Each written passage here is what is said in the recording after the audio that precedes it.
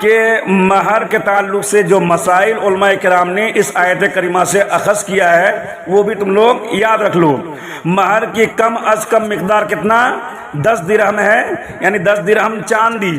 چاندی میں اس کا وزن 2 تولے ساڑھے 7 ماشے ہیں، 2 تولہ ساڑھے 7 ماشا۔ کم از کم، کم سے کم مقدار جو مہر کا ہے وہ کتنا ہے؟ 10 درہم۔ اب درہم تو ابھی چلتا نہیں ہے، جب درہم نہیں چلتا ہے تو درہم کا وزن کتنا ہوتا ہے؟ تو اس کو یاد رکھنا، درہم کا وزن چاندی کا ابھی اگر دیکھیں تو 2 تولہ ساڑھے 7 ماشے، اس کی جو قیمت بنتی ہو وہ مہر کی کم از کم یعنی کم سے کم مقدار ہے، اور زیادہ کی کوئی حد نہیں ہے۔ زیادہ جتنا بھی جو ہے باہمی رضامندی، دونوں کے رضامندی سے جتنا بھی ہو زیادہ سے زیادہ باندھے، اس میں کوئی رکاوٹ نہیں ہے۔ ہاں مقرر کیا جا سکتا ہے، لیکن یہ خیال رکھیں کہ مہر اتنا مقرر کرے جتنا دے سکتے ہوں۔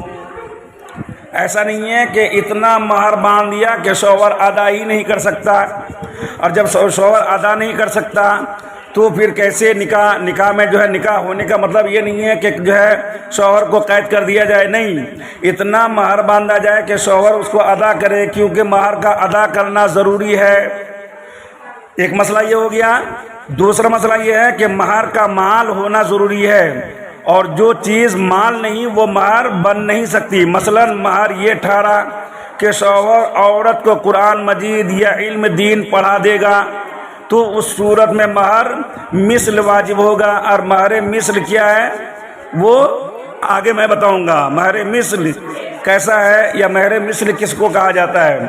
تیسرا مسئلہ یہ ہے کہ نکاح میں مہر کا ذکر ہی نہ ہوا، یا مہر کی جو ہے نفی کر دی کہ مہر کے بغیر نکاح کیا تو نکاح ہو جائے گا، اور خلوت صحیحہ ہو گئی یا دونوں میں سے کوئی جو ہے مر گیا، اور نکاح کے بعد میاں بیوی میں کوئی مہر طے نہیں پایا تھا تو مہر مثل واجب ہے، ورنہ جو طے پایا تھا وہ واجب ہے۔